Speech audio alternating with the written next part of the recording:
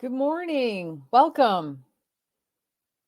That song always, that's such a gift. Thank you, Daniel Namad. Anyway, welcome and good morning. Such is the nature of life that all it asks and all it wants is the opportunity to appear. And you are that opportunity. And so am I. And so it is. Welcome, everyone, to CSL Midtown, broadcasting to you this morning from Atlanta, Georgia. We are so glad that you have joined us today. We welcome all people, no matter who you are or where you are in your life. Our center reflects the beautiful, diverse tapestry of life that is everywhere present. So we welcome you, whoever you are and whatever path brought you to be here today. We know that you are an individual expression of the divine life in which we all live. You are welcome to participate here today and to become part of this community in whatever way serves you and whatever way serves the greater good. We hope that those of you who are watching our broadcast on a social media platform, such as Facebook or YouTube or anywhere else that I don't even know about, will like and share this with your friends. For a better understanding of who we are and what we teach, listen now to our Declaration of Principles as written by our founder, Dr. Ernest Holmes.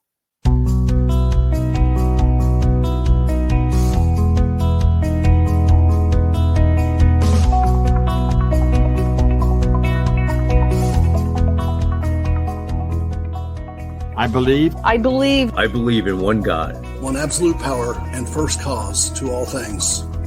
I believe that this power is perfect love and creates out of a desire to express love. I believe all thought is creative, and how I choose to think creates my personal experience. I believe in the unity of all life and the immortality of the individual soul, forever unfolding. I believe in the eternal goodness, the eternal goodness of God, the eternal loving kindness, and the eternal givingness of God to all. And so it is. And so it is. And so it is.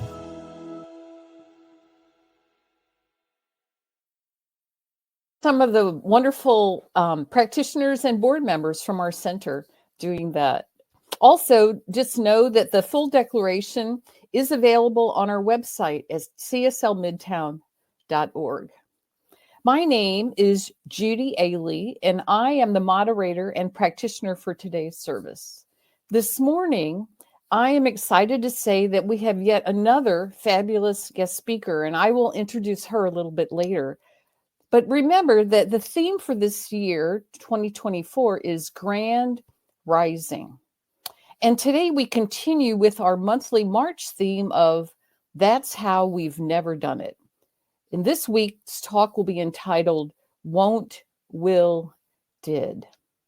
How many times have we been fearful when faced with a life-changing challenge or just facing the unknowns of life? Some of us have been studying this teaching for a fairly long time, and we've gotten to the point where we have awakened up in a deeper way to the truth of ourselves as spiritual, divine human beings.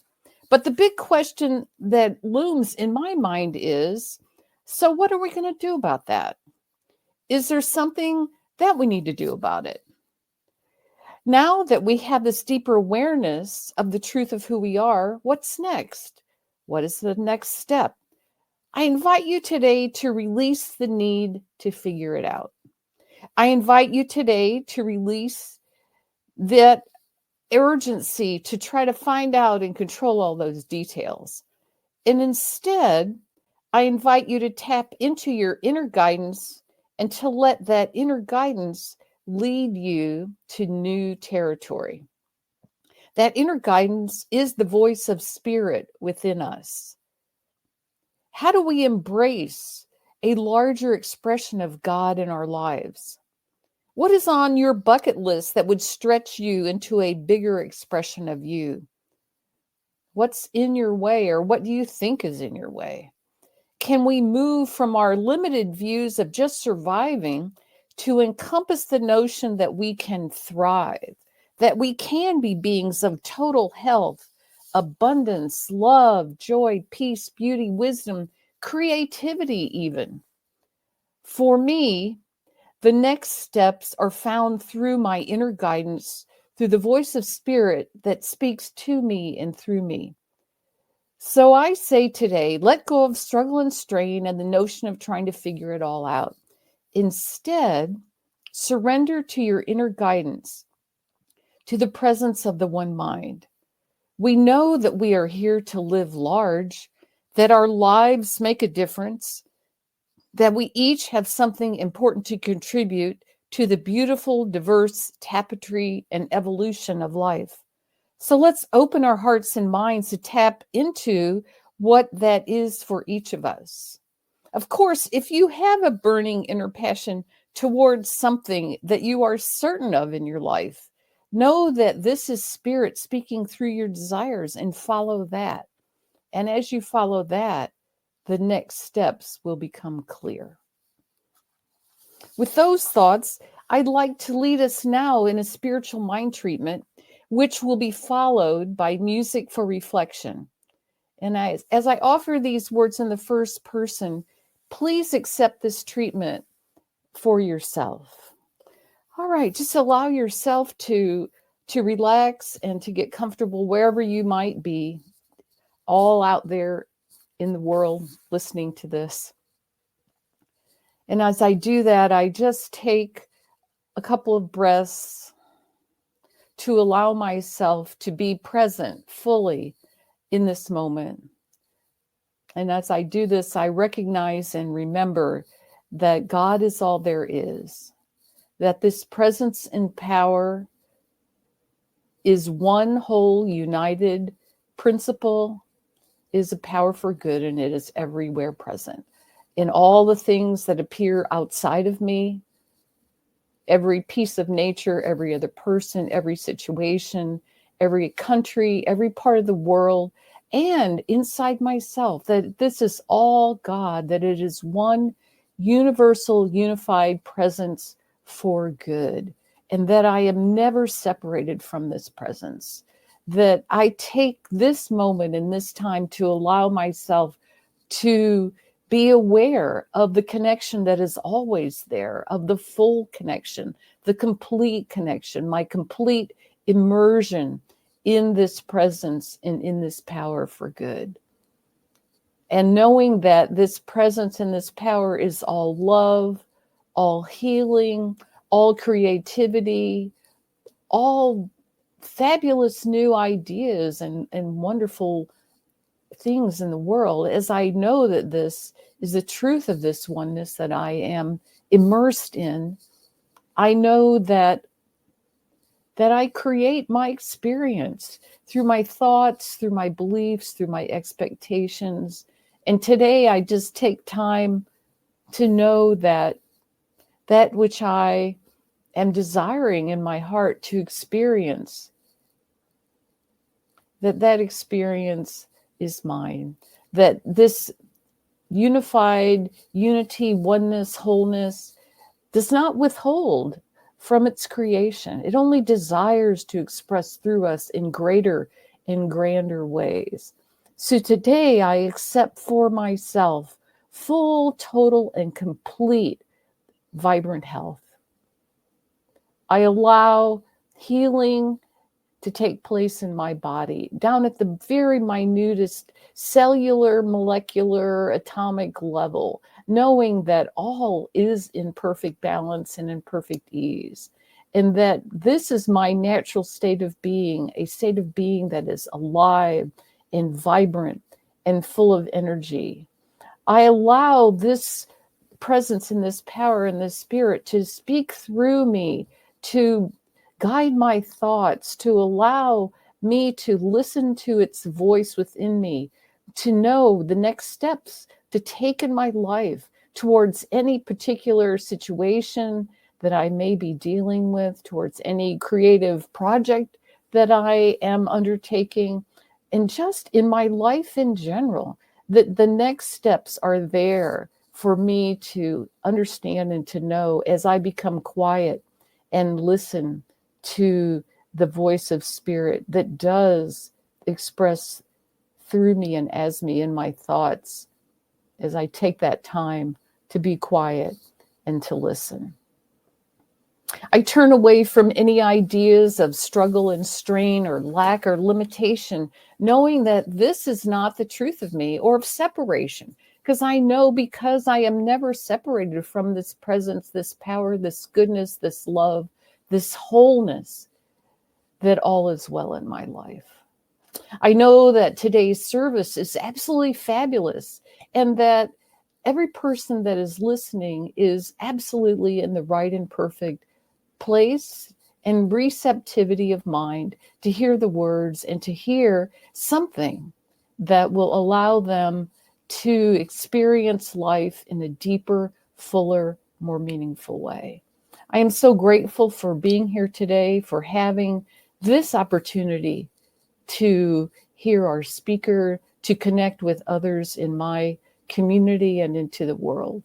So I'm so grateful for this. I release this treatment now, knowing that words are powerful, with the great expectation of knowing that all is well. And so I'm so grateful. I release this now, and so it is. Today our speaker is Reverend Dr. Michele Whittington. She became an ordained religious science minister in 1998 and served as the senior minister for a religious science church community in Phoenix, Arizona for almost 22 years. She is also a licensed Art of Feminine Presence master teacher. Additionally, she is a certified real love coach as well as a positive intelligence coach. Reverend Dr. Michele left the pulpit ministry in 2018 and began her new ministry as the founder of Unleash Your Life Consulting. In this new role, she is a national speaker. She offers classes and workshops and one-to-one mentoring, all aimed at empowering those who want to open themselves to fully embrace their dreams. And in 2022, she became the executive director of the affiliated New Thought Network. I hope that you will join us after the service at cslmidtown.org on our Zoom link to meet with Dr. Whittington and just discuss her talk. Please join me in welcoming Reverend Dr. Michele Whittington. Thank you so much for being here today. Thank you so much, Judy. I really appreciate that introduction. That was a lot, but thank you so much. It's really my joy to be here. Thank you for the invitation, CSL Midtown, and everybody who makes this service happen. I just really want to give a shout out because this just doesn't happen automatically. There's a lot of people behind the scenes making sure things go smoothly and work perfectly, and it does. So thank you for making it really easy for me just to pop in here from Phoenix, Arizona, early, by the way, in the morning, and be with you. So I have a question for all of you who are watching and listening, and that is, have you ever been presented with an opportunity, like a big opportunity? Or maybe you have had an idea, a divine idea that is, it's bigger than you've ever done before. And rather than say, oh, yay, you say, no way, I can't do that. It's too much. It's too big. It's too scary. I don't know how. All those things that come up. I suspect we've all had that. I suspect we've all had that. So if I were in a room with you and I could see you, I would say, raise your hand if that's happened. But I'm going to ask you to raise your hand anyway, even though I can't see you. I know that there are hands being raised that that's happened for all of us. But then maybe if that has happened for you, you start to think about it more. It actually won't leave you alone. This idea or this opportunity won't leave you alone. It just keeps nagging at you like, you really... This would be a good thing for you. This is where you want to go. This would be life transforming. It just won't leave you alone. So you give it more thought. Maybe you pray about it. I hope you pray about it. That's always a good thing, to pray about it. You journal about it. You talk to every friend you know in the world about it. And you start to realize that, yes, I maybe I should do this. And your should turns to, I will do this. All right, I will face my fear. Thank you, by the way, Judy, for that beautiful opening reading. Perfect for today. I will face my fear. And as Karen Drucker sang about, just do it. So you start moving forward to do this thing. And then all these roadblocks hit, challenges, issues. And you start thinking, well, I thought I was supposed to do this, but maybe I'm not. Maybe Spirit's got another idea for me. And then you go through that journey, and ultimately you either do or you don't do the thing. Well, this morning, I want to tell you about an experience that I had that was went from won't to will to obstacles to did. And more importantly than telling you my story, what really is important is what happened for me in the deepening into my spirituality, in the ability to remember what I know, but sometimes forget, and the ability to practice these beautiful teachings that we have in science of mind, in religious science, in New Thought, that help us navigate life. So I'm going to tell you my story, and hopefully that's okay with you. And within that story, you're going to learn a number of, or you're going to be reminded, probably, because you probably already know them, going to be reminded of a number of spiritual lessons. So here we go. First of all, my won't. I want to tell you about my big won't. Last October, I was invited to a leadership retreat in Ahmedabad, India. And it was a leadership retreat called the Gandhi 3.0 Leadership Retreat. So it was based on Gandhian leadership principles. And there were 40 leaders from around the world who were being personally invited to this event. And I was humbled by the invitation. I was honored to be considered for this. And to be 100% frank and honest with you, I was terrified at the prospect of going. Going to India has never been on my bucket list. I know there are many people who go and, they find a spiritual awakening there, but frankly, India scared me. Too chaotic, too difficult, too challenging, too scary. And frankly, the thought of traveling halfway across the world by myself, even though I'm a pretty independent person, that also didn't ring my chimes. So despite being honored, I had an internal no. I just, no, I can't do that. But I have to admit, I didn't say no to the person who invited me. I said what sometimes we will say as a little bit of a stalling tactic. And so just tell me in the chat or talk to me later when we come back after this time and have a conversation together if you've ever used this stalling technique, which is, let me pray on that. So I said, let me pray on that. Now, the good news is I actually did pray on it, right? I did pray on it. I did journal about it. I did think about it. And I did something really powerful for me. I asked a question that I know to ask. And the question was, what gifts and opportunities are being presented here? And I did that in a prayerful, meditative state. What gifts and opportunities are being presented to me here? And when I asked that question, I got what I like to say, a full body yes. It was a yes, actually in the form of a thought, which was, this is going to be life transforming for you, Michele. And you cannot not say yes.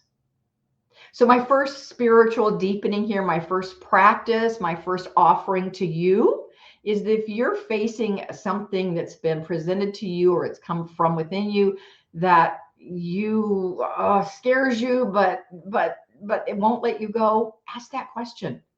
What gifts and opportunities are being presented here? Because here's what I know.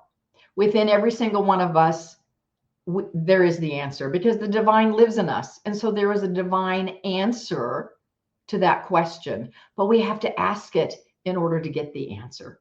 And I love this quote from Ralph Waldo Trine, fooled you, not Emerson, in his book, In Tune with the Infinite. Ralph Waldo Trine is considered one of the fathers, one of the many fathers, founders, if you will, people who began the New Thought movement. So in his book, In Tune with the Infinite, he wrote, "There is an inner spirit or guide that rules and regulates our lives when we are brought into that state or condition whereby it can make itself known."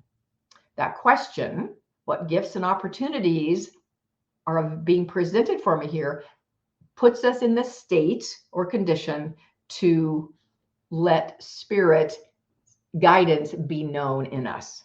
So that's what I did. I asked that question. I got a full body yes. Now here's the deal. Even if you get a full body yes to something and you know you're going to move forward on it, it does not mean there won't be fear. Darn it. I wish it did.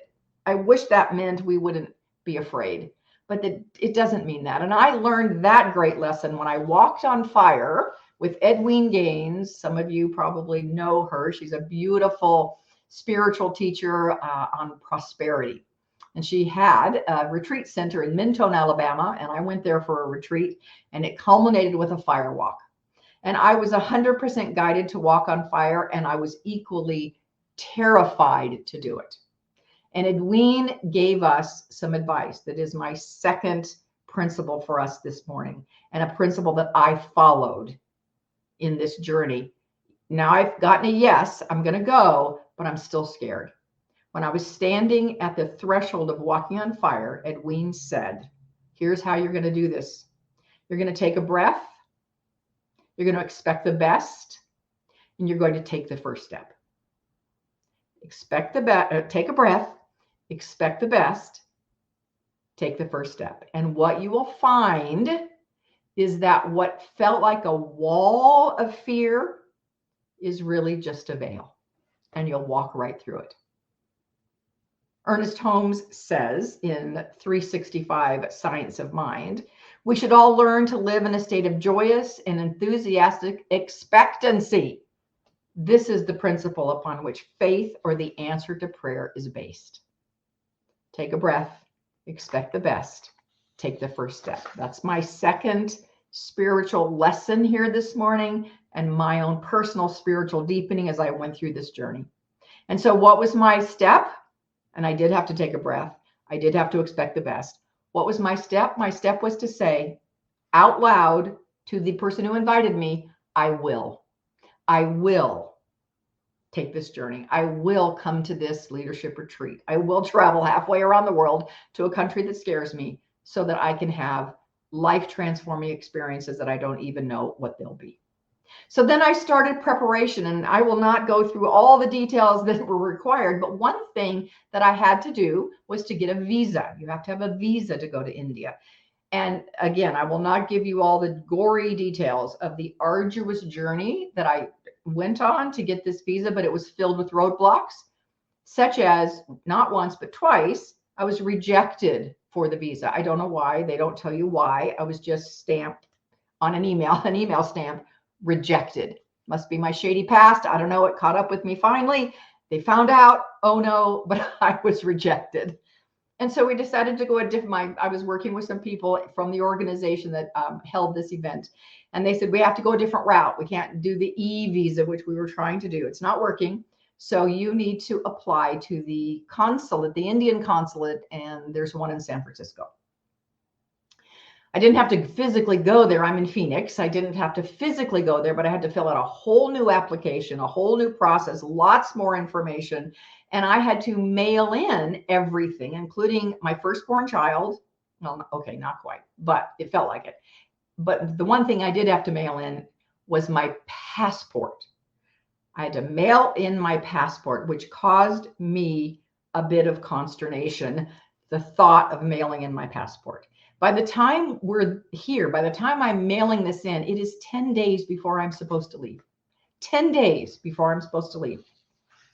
And by the way, I had called the consulate to ask them some questions, and they told me in no uncertain terms, the minimum amount of time it takes to get a visa approved is 15 days.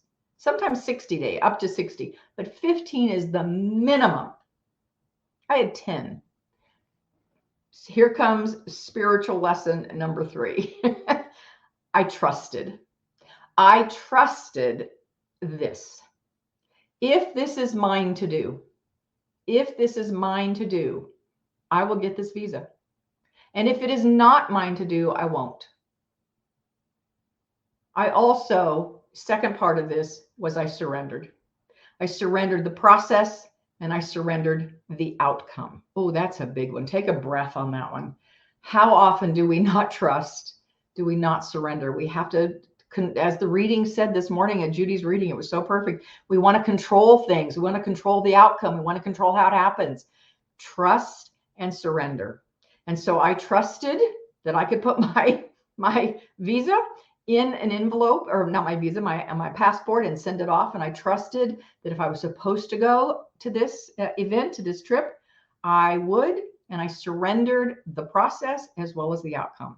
I popped that in the mail and I let go. I had taken every step I knew to take. On the 8th day, so I mailed it on the 10th, 10 days before I was to leave. On the 8th day before I was supposed to leave, I got an email from the consulate in San Francisco saying, your paperwork has been processed and is being returned to you. My paperwork has been processed and it's being returned to me. Nothing about whether or not I actually got the visa. So, okay. At least it's coming back. Now, here's a miracle. I'm hoping you're noticing a miracle. I was aware of the miracle. And the miracle is this. I was told it would take a minimum of 15 days to process this application. They turned around it in 2 days. They processed my visa application. That itself is a miracle. So on the Monday before I'm supposed to leave for India, not knowing if I'm going to go or not, trusting and surrendering, taking my steps, expecting the best, breathing, I receive in the mail, I have visual aids, I receive in the mail this overnight package, that's it, that I had provided to return my paperwork. With excitement, I must admit I was pretty excited to get this.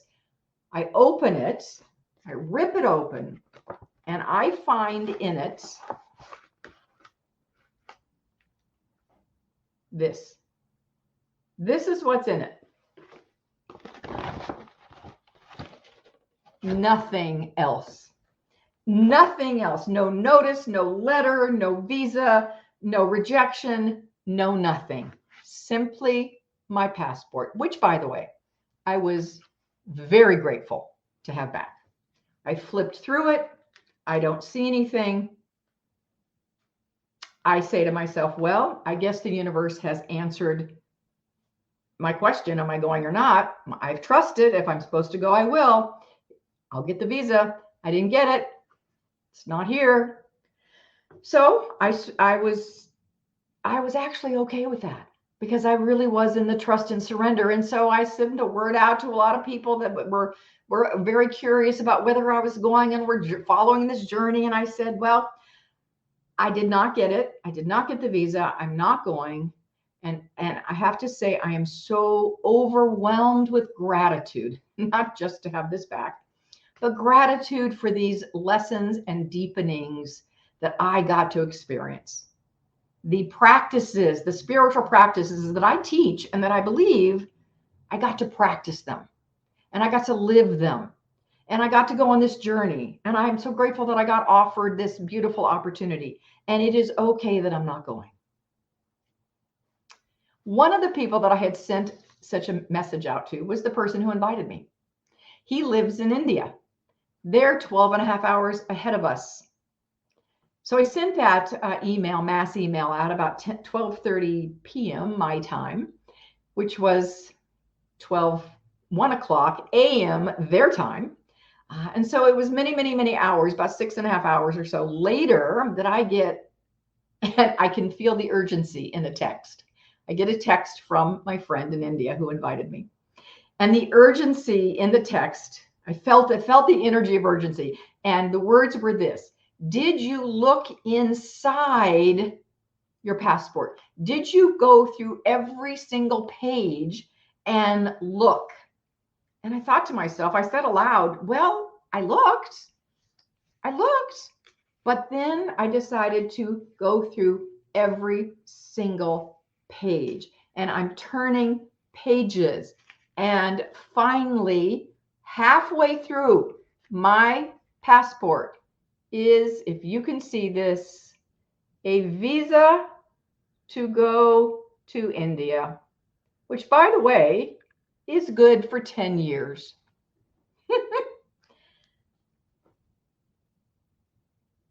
Right in the middle, here it was. So I want to add a fifth spiritual lesson, spiritual learning.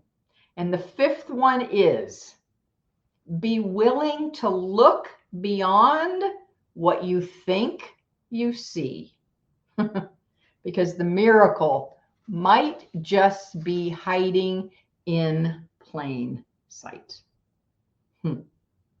So my won't, to my will, to my I'm not sure, to my I can't, to my I did happened.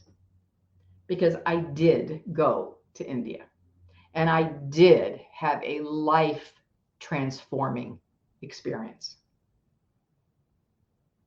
And in the couple of minutes that I have left, I want to tell you about one concept that I heard a lot about in the 5 days of this retreat. Remember, the retreat was based on Gandhian leadership principles. Now, I know who Gandhi is, of course, but I've not studied his life. I know he freed India from British rule. I know that. I know he did it non-violently, but as I said, I have never really studied Gandhi. I didn't know him deeply. I know him much more deeply now, and what he stood for and how he did what he did. One of the terms that we heard a lot of was a term that Gandhi lived by, and it's called soul force. Soul force was defined as an inner strength, an inner wisdom, an inner knowing that we have when we abide in the eternal. Ugh, that just makes me have chills. I want to say it again. It's an soul force is an inner strength, an inner wisdom, inner knowing that we have when we abide in the eternal. Ernest Holmes refers to soul force in his book, It's Up to You, when he writes, "Let us know that the kingdom of God inhabits every soul. No one has ever tried and failed in a conscious union and cooperation with the universe itself." That's defining soul force. That's saying what the power of soul force is. Here's what Gandhi said in a writing about the power of soul force. And this was his philosophy in life. "Having flung aside the sword, there is nothing except the cup of love, which I can offer to those who oppose me. It is by offering that cup that I expect to draw them close to me." He said to the people that he didn't oppose people. And I know in our religious science, we don't like to use the word oppose. We don't have opposition. I understand that. And I'm using that word because Gandhi used it. But he said he didn't oppose anyone, but he did oppose practices. He did oppose oppressive behavior. He did oppose India being ruled by England. But he said directly to people who were oppressing him and his people, he said to them, "I do not believe in what you are doing, and I do oppose what you are doing, but I love you. and I will do no harm to you.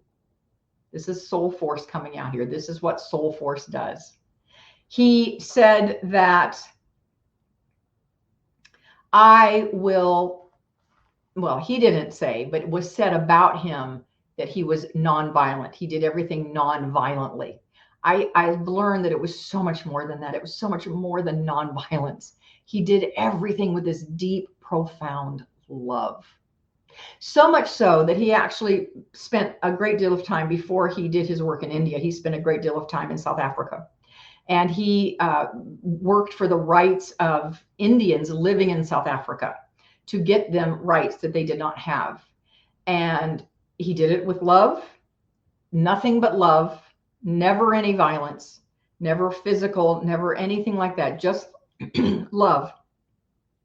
And when he finally won the rights for the people that he was trying to do, that one of the generals who opposed him vehemently, who was his, let's quote unquote, enemy, said about Gandhi, I was honored to lose to that man. That's the power of soul force.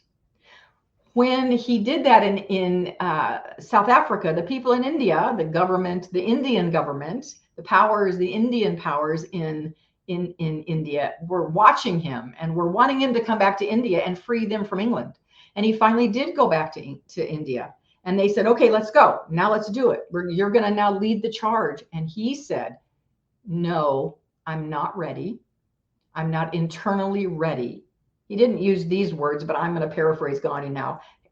What he meant was, I need to deepen my soul force so that I can come from the purest possible place before I lead us to freedom.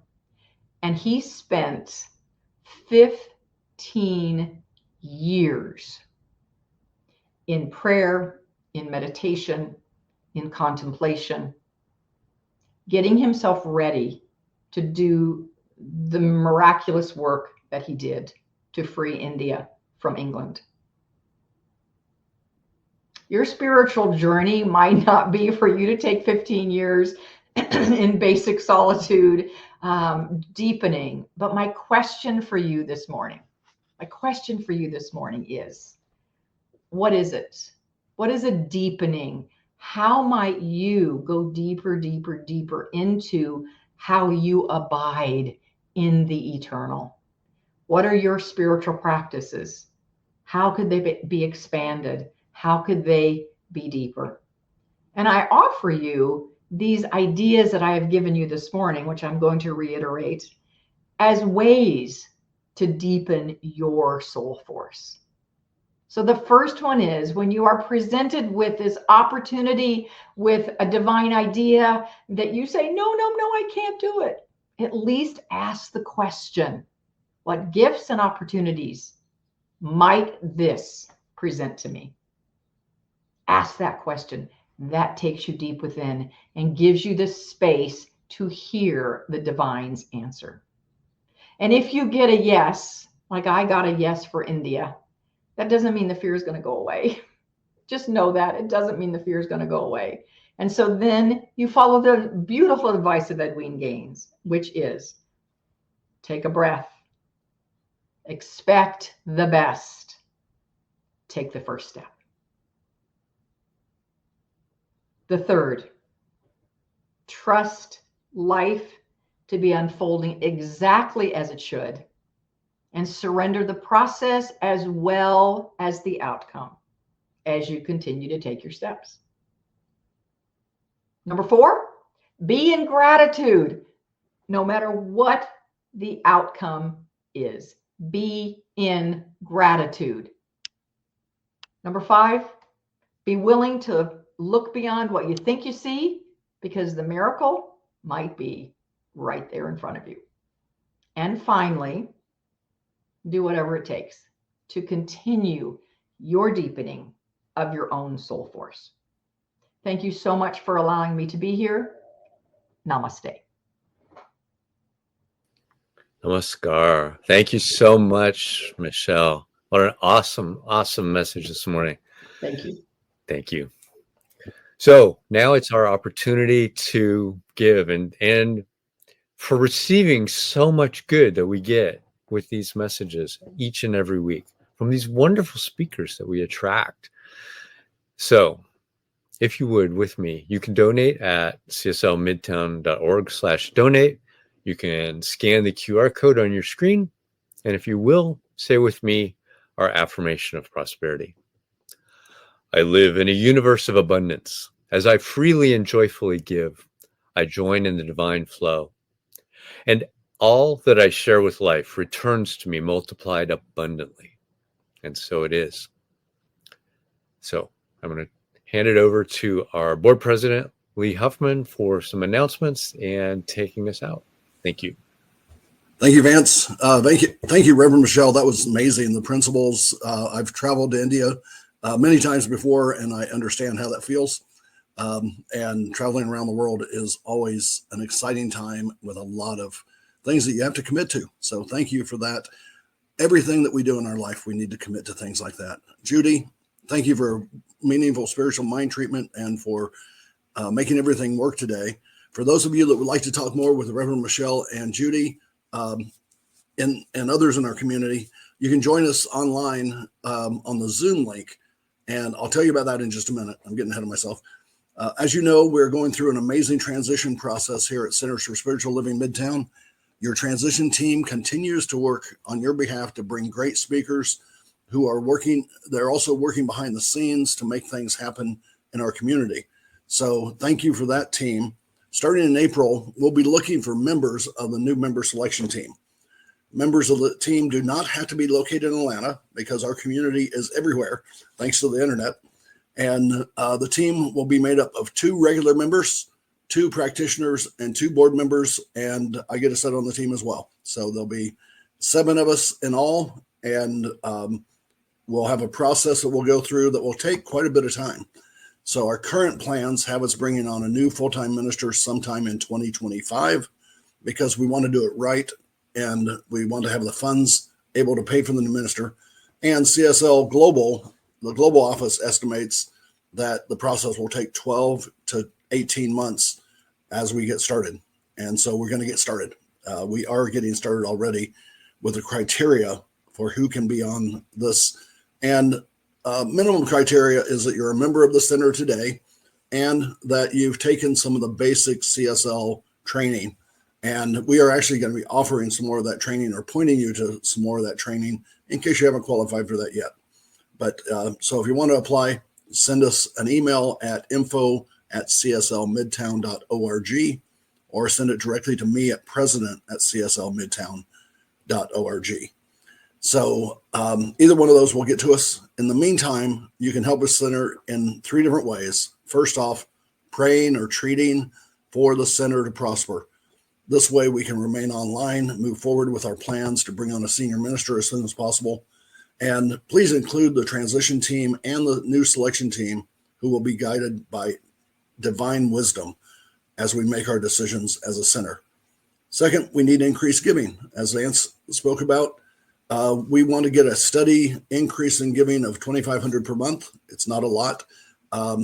That way we can be sure that we won't run into situations where we can't do some of the ministries, and we can actually do more ministries if we get up to $5,000 a month consistently through those of you that are sustaining us. Those of you that are already sustaining members, thank you very much for what you give. So if you can give more, great. And if not, then we understand. Please enjoy what we have to offer you because the universe continues to give to all of us. Third, invite your friends. As Judy said at the beginning of the service, please, on Facebook, like our messages and on YouTube as well, and then repost the services each week so that we get more and more people coming because we like to share this message out with everyone. So the upcoming events this next week, Sunday from 10 o'clock to 10:50, please join the adult study group for an in-depth discussion on religious science and other topics. That is a great discussion that is on Zoom, and I'll talk to you about that a bit. Then next Sunday, our talk will be from 11 to 12. Join us online with Reverend Ron Fox for our celebration service. We'll be continuing our focus on the month, and we will talk about the theme of surrendering into a new life. So you can get together with us right after this and continue our discussion with Reverend Dr. Michele Whittington and Judy and other practitioners and other members of the center. Just go to www.cslmidtown.org, scroll down to where it says Zoom, note the 6-digit code and under the word Zoom, and then click on it. It'll bring up the Zoom forum, and then you put in the code to get in and become part of that meeting. So great stuff today. Thank you all for all of it. Bless you all. Please join me in the closing affirmation of life. I leave this place now knowing something better than I knew before. I go forth into the world with a heart full of love and a mind full of good sense. I look at the world in a greater way, knowing that I have within me everything I need to create the life I desire. I give thanks for this understanding, and I'm grateful for the spirit of life that lives through me, and so it is.